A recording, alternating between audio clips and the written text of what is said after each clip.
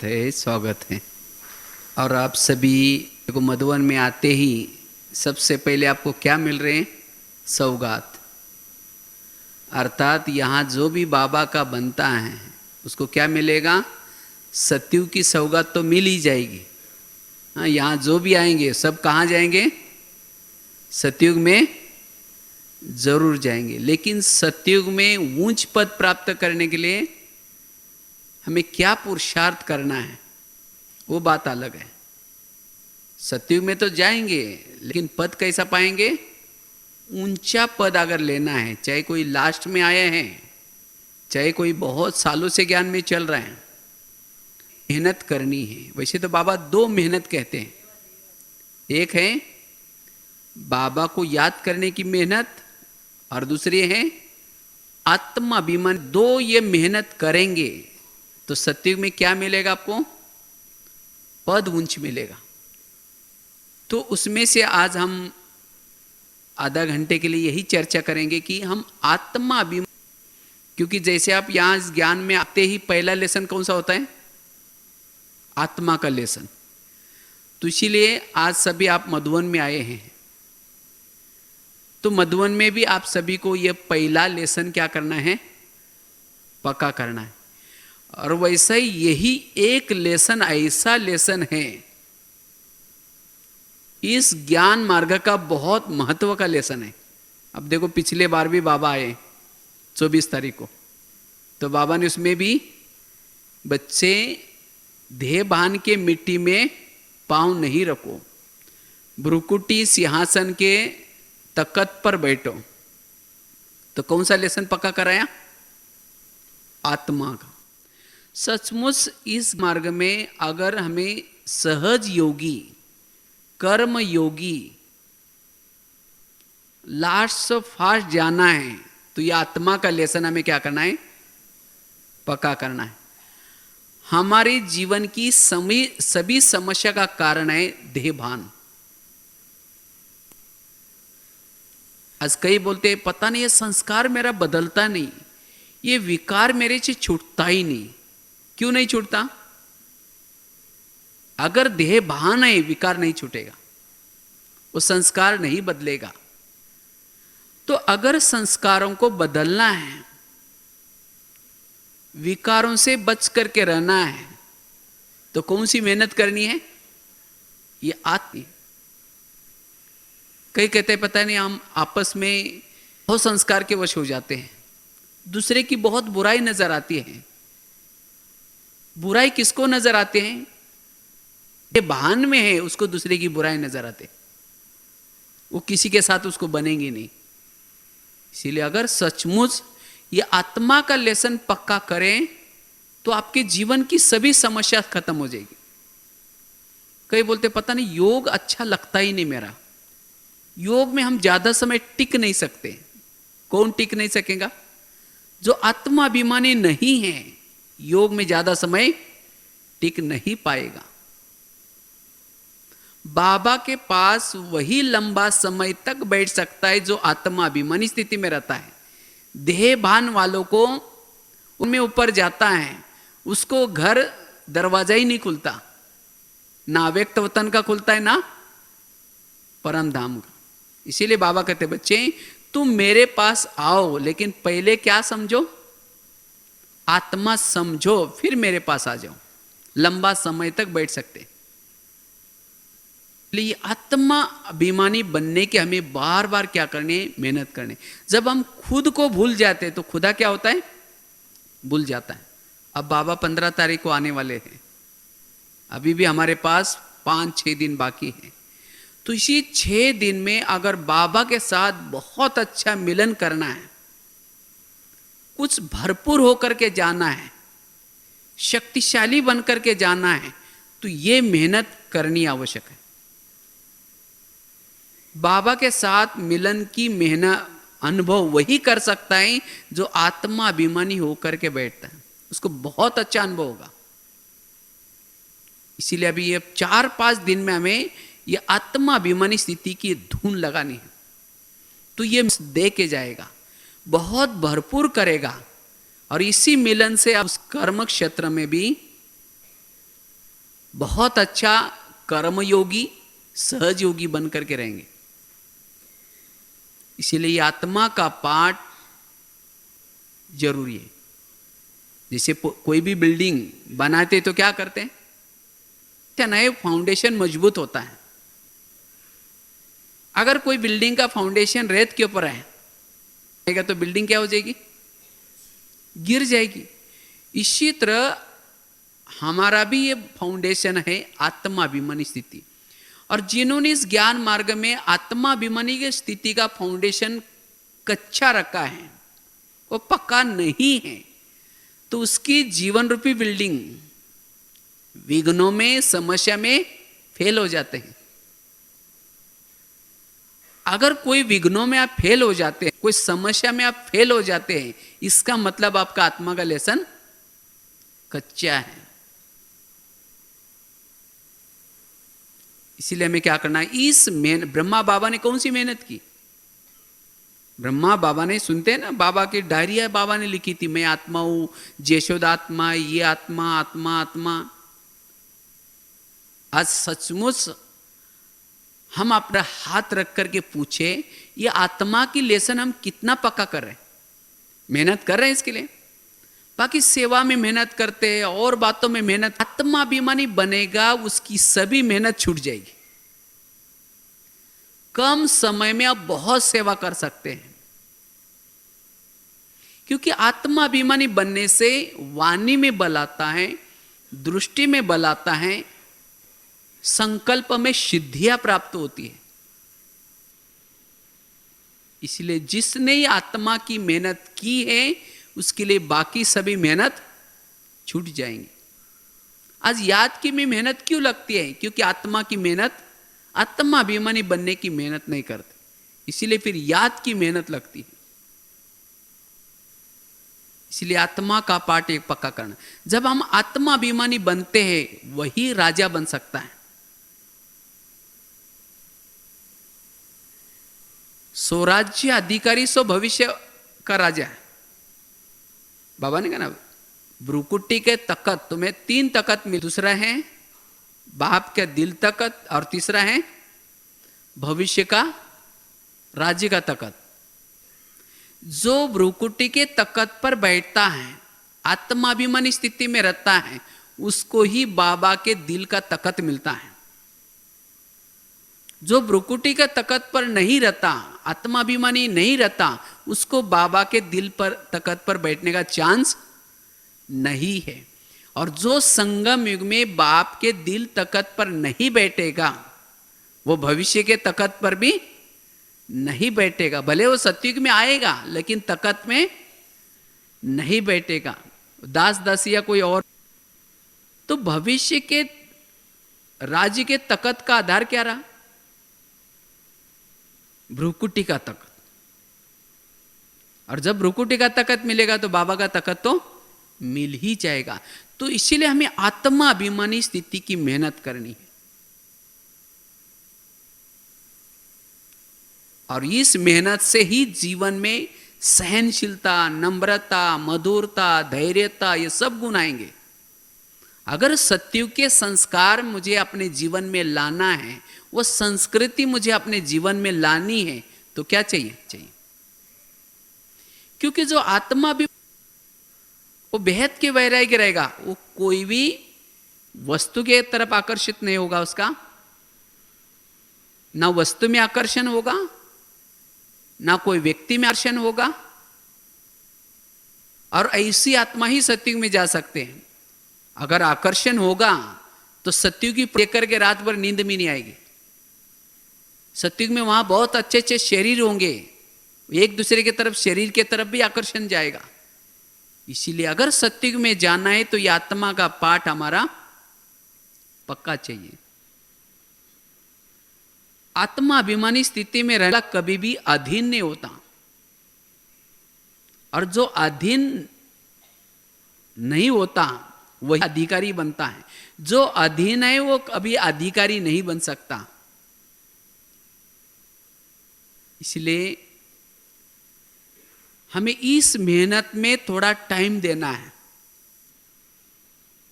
और जो स्वयं का अपनी आत्मा को देखेगा वो फिर दूसरे को भी नहीं देखेगा। जिसको अपनी आत्मा दिखाई नहीं पड़ती वो सारा दिन व्यर्थ को देखता रहेगा, ये ऐसा है, ये ऐसा है, ये ऐसा है। आज कोई किसी की बुराई नजर आते हैं, क्यों आते हैं? क्योंकि हम आत्माभिमानी स्थिति में नहीं है। मेहनत करनी है, लेकिन ये आत्मा का पाठ हम पक्का कैसे करें? वो तो आपको महत्व बताया इतना सारा, लेकिन उसको प्रैक्टिकल हम कैसे अनुभव करें, उसके लिए एक 5-6 टिप्स आपको बताते हैं। 5-6 बातें। अगर ये बातों को आप करेंगे तब जाकर के आप आत्मा का, अगर मुझे आत्मा का अनुभव करना है तो पवित्रता की धारणा की तरफ थोड़ा ध्यान देना है। की कमी है तो हम आत्मा का अनुभव नहीं कर पाएंगे। आत्मा क्यों? पवित्रता और आत्मा अभिमानी स्थिति, इसका क्या कनेक्शन है? जैसे पहले जमाने में एक चिमनी आती थी, देखा होगा ना, चिमनी या दीवा कहते हैं उसको। उसके अंदर केरोसिन रहता है। जब केरोसिन डालते हैं, लगाते हो, दीवा क्या होता है? चिमनी जलती है, उसकी फ्लेम जलती है। अगर वो चिमनी के अंदर तेल नहीं है, माचिस लगाओ तो क्या हो जाएगा? जलेगा? क्यों नहीं जल रहा है? क्योंकि उसके अंदर केरोसिन नहीं है।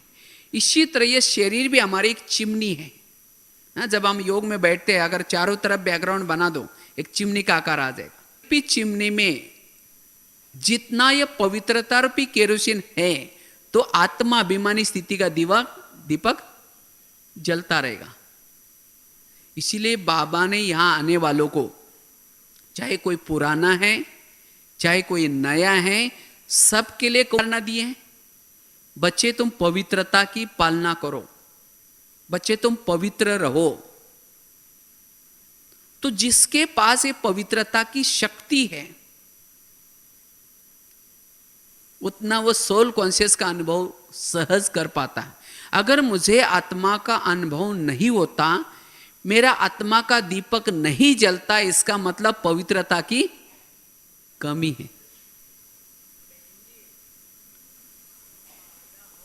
और पवित्रता केवल ब्रह्मचर्य की बात नहीं है। मनसा वाचा कर्मणा संबंध संपर्क में जितना हमारे पवित्रता की क्वालिटी ऊंची है उतना दीपक जलता रहेगा। हाँ, कोई दीपक का उजेरा थोड़ा सा होता है, कोई जो मरकुरी बड़ा की लाइट भी ज्यादा होती है। इसी तरह जिसकी लाइट जितनी ज्यादा उतना वो राजा भी बड़ा। इसीलिए हमें कोशिश करके संगम युग में जितनी पवित्रता की अच्छी धारणा करेंगे उतनी हमारी लाइट भी ज्यादा। इसीलिए पवित्रता के द्वारा ही हम आत्मा अनुभव कर सकते हैं। तो ये पवित्रता की धारणा। दूसरी बात है, हमने पवित्रता तो धारण की, लेकिन अगर स्मृति में नहीं रहेंगे तो भी आत्मा नहीं बन पाते। क्यों? जितना हम स्मृति में रहते हैं उतना हमारी पवित्रता की ऊर्जा ऊपर चलते हैं। और इसीलिए पवित्रता के साथ साथ स्मृति, अगर आत्मा अभिमानी स्थिति में रहना है, दूसरी बात है आत्मा अभिमानी स्थिति का अनुभव करना है तो संकल्पों को कम से कम और सकारात्मक चलाने का प्रयास करना है। जितने हमारे संकल्प कम और पॉजिटिव बचेगी, और उसी ऊर्जा का नाम है आत्मा। इसीलिए बाबा क्यों कहते हैं बच्चे क्या करो? व्यर्थ से मुक्त बनो। जितना हम व्यर्थ से मुक्त बनते हैं, अपने संकल्प को बचाते हैं, उतना हम आत्मा अनुभूति कर पाते हैं।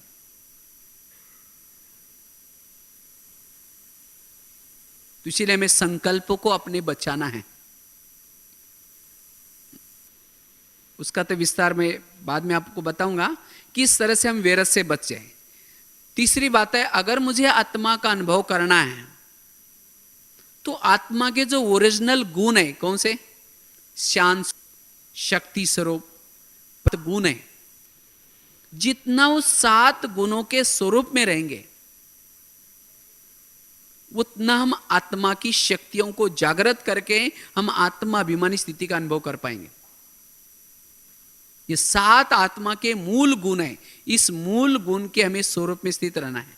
इसीलिए बाबा ने कहा ना, रोज कोई ना कोई झूले में बैठो, अलग अलग प्रकार के आपको झूले दिए हैं। अगर ये झूले में बैठेंगे तो आत्मा की शक्तियां जागृत होंगी और जिससे हम आत्मा अनुभूति कर पाएंगे। शुरू शुरू में हम जब इस ज्ञान मार्ग में आए थे तो मैंने क्या किया था, 7 दिन जो सप्ताह के हैं तो 7 दिन के लिए 7 गुणों को फिक्स किया था।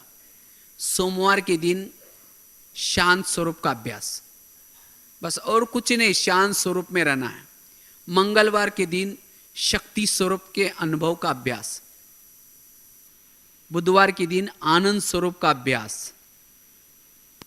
तो ऐसे 7 दिन के लिए 7 स्वरूप फिक्स किए थे और इस 7 स्वरूप के अभ्यास के कारण मुझे आत्मा का अनुभव करना बहुत इजी हो गया। केवल आत्मा नहीं बन पाएंगे, उसके लिए ये युक्ति है।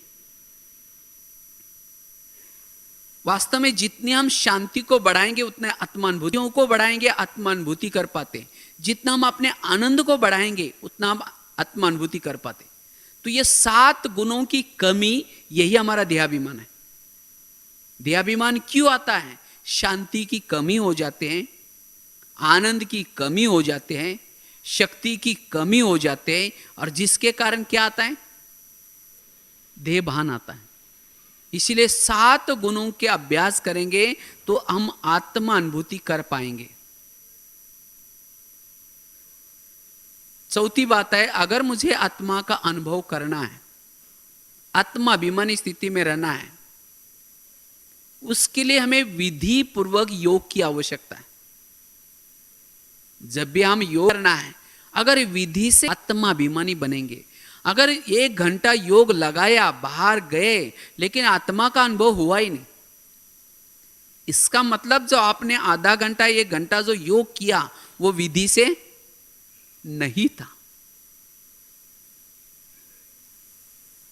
जैसे मोबाइल को जब आप विधि से चार्ज करते हैं तो क्या होता है?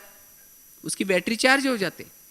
इसी तरह जब हम योग लगाते तो योग लगाते समय विधि से करना है। विधि से अर्थात बुद्धि को कहाँ लगाना है, मन को कहाँ लगाना है, मन में क्या विचार लगाना है।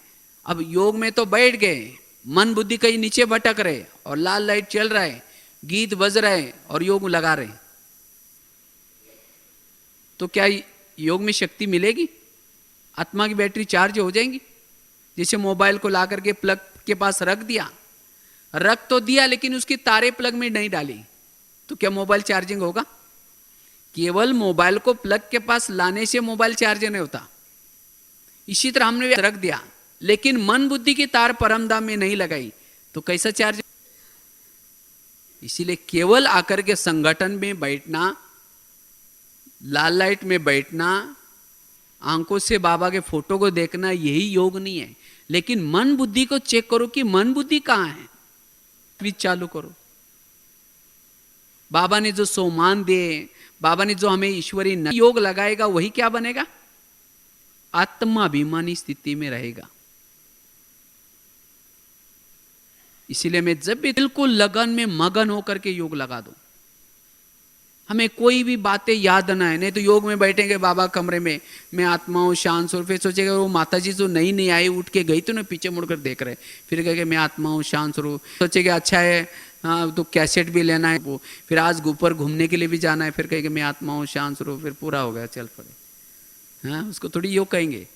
तो इसीलिए जब भी थोड़ा देर बैठो, ये सब दुनिया की बातें और बातें, उस सब से फारिग होकर के फिर बैठो, और तब जाकर के जब विधि से कहाँ पहुंचे हैं, हम कितने भाग्यशाली हैं, बाबा के पास आए, बाबा हम आपके मधुवन में शरीर से द्वारा आए, लेकिन अब मैं मन बुद्धि से आपके पास आई हूँ। तो ऐसे लगन में मगन होकर के बैठो, मन बुद्धि से कोई भी बातें याद ना आए, तब आप अगर योग से उठेंगे तो आत्मा अनुभूति कर पाएंगे। और जो आत्मा अनुभूति करता है उसको ये संसार की बातें, कोई अपमान करता है, निंदा करता है, वो सब बातें फीकी लगेंगी, क्योंकि आत्मा अनुभूति के सामने संसार की सारी बातें फीकी है। इसलिए कोशिश करके विधि से योग लगाने का प्रयास करना है। तो पहली बात कौन सी सुनाई आत्माभिमानी बनने के लिए? पवित्रता की धारणा। दूसरी बात कौन सी सुनाई? संकल्प को कम से कम चलाए। तीसरी बात कौन सी बताई? जो आत्मा के जो 7 ओरिजिनल गुण है उस गुणों के स्वरूप में टिकना। चौथी बात कौन सी बताई? विधि पर योग लगाना। पांचवी बात है, अगर मुझे आत्मा अभिमानी स्थिति में रहना है, अनुभव करना है, अमृत वेलय का योग पावरफुल चाहिए। जितना आप अमृत वाला योग करते हैं उतनी सारा दिन क्या रहेगी? आत्माभिमानी स्थिति रहेगी। अगर अमृत वाला ढीला है, हाँ आंखें बंद है, योग लगा रहे, आंखें बंद है, तो बाबा की शक्ति कैसे आएगी? अब समझे किसी मेहमान को घर में बोला बजे हमारे घर में आ जाना, हम इन दरवाजा खिड़की लगा करके अंदर चुप सो गए, तो क्या हो जाएगा? तो इसी तरह बाबा कहेंगे, मीठे बाबा, प्यारे बाबा, आप आ जाओ, हम आपसे बातें करने। बाबा तो आ गया, बुलाया, लेकिन आंखें बंद करके ओम शांति, मना दरवाजा खिड़की लगा करके अंदर, तो ये नहीं है। आंखें खोल करके बैठो। मेहमान घर में आया, इसी तरह अमृत वाला उठेंगे, लेकिन बस कुछ नहीं बोलेंगे, देखते रहेंगे। नहीं, उससे बातें करो। वो मीठे बाबा, आपने तो मुझे अपनाया, मुझे कितना ज्ञान सुनाया, शुक्रिया बाबा, धन्यवाद बाबा। तब जाकर के वो योग में शक्ति मिलेगी। तो जितना आप अमृत वेला बहुत अच्छा करेंगे, अलर्ट होकर के बैठेंगे, विधि पूर्वक बैठेंगे, तब आपको सारा दिन आप कैसे रहेंगे? सोल कॉन्शियस में रहेंगे, आत्माभिमानी स्थिति में रहेंगे। इसीलिए अमृत वेले का मेरी कैसी बीतती है चेक करो।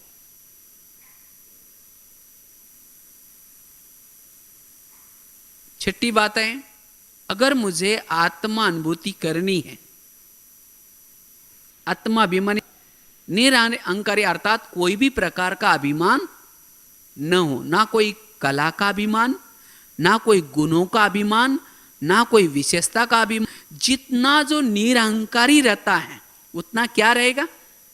निराकारी रहेगा। अगर मेरी निराकारी स्थिति नहीं रहती, अगर मुझे आत्मा का अनुभव नहीं होता, इसका मतलब मुझे कोई मान वाला कभी भी निराकारी स्थिति में नहीं रह सकता। इसलिए सभी प्रकार का अभिमान क्या करना है? छोड़ना है। बाबा ने कहा ना अभी, ये मैं जो सोचता हूं वही राइट है, मैं कहता हूं वही राइट है, ये मैं, और जो ये इस मैं में रहने के स्वरूप में नहीं रह सकता। क्योंकि जो मैंपन की स्थिति में रहता है, ये मैंपन एक प्रकार की देहबान की मिट्टी है। मैं इतना से वाला हूं, मैं इतना सारा करता हूं, मुझे कोई पूछता ही नहीं। जो अभिमान वालों को अपमान की फीलिंग होती है, और जिसको अपमान की फीलिंग होता है वो आत्मा के स्वरूप में कैसा रहेगा? वो रोता रहेगा, मुझे उसने ऐसा बोला, मेरे को सम्मान नहीं किया। वो परचिंतन करता रहेगा, प्रदर्शन करता रहेगा। वो आत्मा का स्वरूप औरों से किनारा करेगा, उसको गुस्सा भी आएगा, संकल्प की स्पीड बढ़ जाएगी। वो आत्मा का स्वरूप का अनुभव कैसे करेगा? इसीलिए निरअहंकारी बनने की कोशिश करना है। निरअहंकारी वाला हर व्यक्ति के साथ एडजस्ट होकर के चलेगा। कैसा कोई रावण भी हो उसका, लेकिन उसके अपमान को भी वो वही उन्नति का साधन बना करके चलेगा। इसलिए निरअहंकारी बनने की यह पुरुषार्थ बड़ा आवश्यक है। और जैसा हम ज्ञान में चलते हैं, जैसा ज्ञानी बनते हैं, जैसा सेवा करते हैं, यह अभिमान आना शुरू हो जाता है। इसीलिए अभिमान को नजदीक आने नहीं देना है। इसीलिए बाबा ने 3 शब्द बताए। चलते चलते बाबा ने, ब्रह्मा बाबा ने जब अंतिम समय शरीर छोड़ा, उसी समय जाने से पूर्व बाबा की जो मुरली चली थी, बाबा ने मुरली चलाई, फिर दरवाजे के पास गए, फिर बाबा ने मुड़ करके सभी बच्चों को कारी बनो, निर्विकारी बनो, और निरहंकारी बनो। ये 3 शिक्षा में टोटल ज्ञान समाया हुआ है। जो निराकारी है वही निर्विकारी बन सकता है, और निर्विकारी बनने के लिए, निरहंकारी बनने के लिए, निराकारी बनने के लिए निरहंकारी बनने की आवश्यकता है। जितना हम निरहंकारी उतना क्या बनेंगे? निराकारी। तो चेक करना, ये अभिमान तो मेरे अंदर तो नहीं है। अभिमान एक प्रकार का जहर है। अब इतना सारा हमने किया और उसमें मैंपन आया, जो किया उसका फल भी नहीं मिलेगा, बल भी नहीं मिलेगा। इसीलिए हमें क्या करना है? निरहंकारी बनने का पुरुषार्थ करना है। और निरहंकारी वाला ही निश्चिंत रहता है, वही निरसंकल्प रहता है, वही शांत स्वरूप में टिक सकता है, वही अंतर्मुखी रह सकता है, वही एकाग्र रह सकता। योग में माया ते मतलब कोई राक्षस आकर के हिलाता है? योग की माया क्या है? किसने अपमान किया, निंदा की, ग्लानि की? जब योग में बैठेंगे, शुरू करेंगे मैं आत्मा हूं, शांत स्वरूप, फिर कहेंगे मेरे को उन्होंने क्यों बोला? ये अभिमान वाला संस्कार होने के कारण वो बातें दिल में लग गई, फिर औरों को सुनाएंगे, उसमें स्वयं का टय। अगर निराकारी बनना है तो निरहंकारी बनने का प्रयास करना है। और निरहंकारी बनने के लिए जितना सोमान में रहेंगे, उतना ये अभिमान का जहर क्या हो जाएगा? खत्म हो जाएगा। इसीलिए आत्मा का लेसन पक्का करने के लिए केवल, और अभिमान भी है, साथ में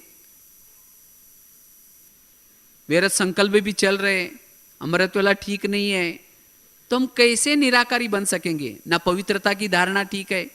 केवल आत्मा आत्मा कहने से आत्मा नहीं बनेंगे, लेकिन इसके लिए प्रैक्टिकल 5-6 बातें आपको सुनाई। अगर इन 5-6 बातों को आप अपने जीवन में लाते हैं, तभी रिजल्ट में आत्माभिमानी बनेंगे। हमारे 2 लक्ष्य हैं, एक है संगम युग का लक्ष्य और दूसरा है सतयुग का लक्ष्य। सतयुग का लक्ष्य क्या है? देवी देवता बनना, ऊंच पद प्राप्त करना, यह सतयुग का लक्ष्य। और संगम का लक्ष्य क्या है? निराकारी बनना, अशरीरी बनना, बिंदुरूप बनना, बाप समान बनना, फरिश्ता बनना, यह हमारा संगम का लक्ष्य है। और याद रखना है, जो संगम के लक्ष्य तक जाएगा उसको ही क्या मिलेगा? भविष्य का लक्ष्य मिल जाएगा। जो संगम के लक्ष्य तक गया ही नहीं, जिसने निराकारी का अनुभव नहीं किया, निर्विकारी का अनुभव नहीं किया, बिंदुरूप का अनुभव नहीं किया, तो सतयुग में कैसे जाएंगे? इसीलिए बाबा कहते बच्चे, इस निराकारी स्थिति का अभ्यास की मेहनत करो। भविष्य का लक्ष्य संगम के लक्ष्य की परछाई है। परछाई को बोलना पड़ता है, तुम आ जाओ पीछे। जो निराकारी बनेगा, बिंदुर बनेगा, अशरीरी बनेगा, उसको सतयुग मिल ही जाएगा। अगर आप न भी जा, इसलिए हमें ये जो मूल अभ्यास है, ये मूल अभ्यास में रहने का पुरुषार्थ करना है। इस मूल अभ्यास से ही हमारे जो अनादि संस्कार है, जो आदि संस्कार है, वो जागृत होंगे। जितना इस मूल स्वरूप में रहेंगे, आत्मा के स्वरूप में रहेंगे, उतना बाबा भी सहज याद आएगा। तो इसीलिए आप जरूर इस मेहनत के तरफ थोड़ा सा ध्यान देना। इसके लिए समय जरूर नहीं, और उसकी निशानी है कि ये आत्मा स्वरूप में या देह भान के स्वरूप में क्या निशानी है। हाँ, 2-3 निशानी आपको सुनाते हैं। अगर कोई अपमान करता, उसकी आपको फीलिंग होती है, ये कौन सा भान है? ये देह भान है। अगर किसी की बुराई नजर आती है, ये भी मेरा देहाभिमान है। 10% भी नहीं है। तो सचमुच जो निराकारी स्थिति में रहेगा, वो ड्रामा की हर बात को वाह ऐसा क्यों किया, इसका मतलब ये मेरा देहाभिमान है। ये ज्ञानी होने के बाद भी ऐसा करता है। इसको बदलना चाहिए, बदलना उसको नहीं चाहिए, बदलना खुद को चाहिए। खुद का देहाभिमान के कारण उसकी बुराई नजर आती। इसीलिए अगर आत्माभिमान, जीवन की हर समस्या आपको संस्कारों को बदल सकेंगे। जैसे सीता के सामने जब रावण आता है, लेकिन वो क्या करते हैं? रावण उसको टच भी नहीं करता, हाँ, उसके लिए क्या करते हो, तिल्ली जला करके रख देते। इसी तरह हमारी आत्मा की तिल्ली सदा जलती रहे। चेक करो कि सारा दिन आत्मा की तिल्ली जलती है, या योग करते उस समय थोड़ी सी जल जाते हैं, बाद में सारा दिन बुझ जाते। अगर आत्मा अभिमानी स्थिति की दीपक बुझ जाता है तो अंधेरे में रहेंगे, भटकते रहेंगे, मन बुद्धि भटकेगी। तो इसलिए हमें, और यही हमारा मूल लक्ष्य है, और इसके लिए बाबा आया है। बाबा किसी लिए आया है परमधाम से? बाबा सभी को आत्माभिमानी बनाने के लिए आए हैं। आज अब योग किसी लिए कर रहे हैं? किसी लिए कर रहे हैं? का भोजन नहीं खाना है, पवित्र रहना है, अमृत वाला उठना है, ये सब किसी लिए कर रहे हैं? आत्माभिमानी बनने के लिए कर रहे हैं। ये सब कुछ करने के बाद फिर भी मेरी आत्माभिमानी स्थिति नहीं रहती, इसका मतलब एनीथिंग रॉन्ग, जो हम कर रहे हैं ठीक नहीं है। आज हम सेवा कर रहे हैं, किसी लिए कर रहे हैं? आत्माभिमानी बनने के लिए कर रहे हैं। अगर सेवा करने के बाद भी मेरी आत्माभिमानी स्थिति नहीं रहती, इसका मतलब सेवा में कुछ गड़बड़ी है। जो मैं सेवा कर रहा हूं उसके अंदर मैंपन आ रहा है, कुछ टकराव आ रहा है, मेरा तेरा आ रहा है। इसलिए आत्माभिमानी, हमारे टोटल इस पुरुषार्थ का लक्ष्य है आत्माभिमानी बनना। अगर ये नहीं बनेंगे तो अंतिम समय तो पश्चाताप होगा, और आने वाला भविष्य में जो विकराल विनाश है, उस विनाश का सामना हम सहज कर सकें, उसको देख सके, उसके अंदर हम अचल अडोल रह सके, उसके लिए क्या चाहिए? आत्माभिमानी स्थिति चाहिए। और जब हमारे आत्माभिमानी स्थिति रहती है, हमारे अंदर कोई भी विपरीत परिस्थिति को भी सामना करने की, सहन करने की शक्ति रहेगी। अगर कोई बातें हमें सहन नहीं होती, इसका मतलब आत्माभिमानी स्थिति की कमी है। हमारे अंदर कड़े से कड़े कैसे भी संस्कार है, उस संस्कार के प्रभाव से मुक्त रहने के लिए आत्माभिमानी स्थिति जरूरी। इसीलिए हमें अब मधुवन में आए हैं, तो इस लेसन को पक्का करने का फिर से क्या करना है? एक दृढ़ संकल्प करना है। अगर ये लेसन पक्का नहीं कर रहे तो हम रास्ता छोड़ करके कहीं और भटक रहे, पुरुषार्थ से हम भटक रहे। इसीलिए इस मूल लेसन को हमें क्या करना है? पक्का करना है। इसीलिए हर मुरली में क्या आता है? बच्चे आत्मा सम में बार बार इस लेसन के तरफ ध्यान खिंचवाता है।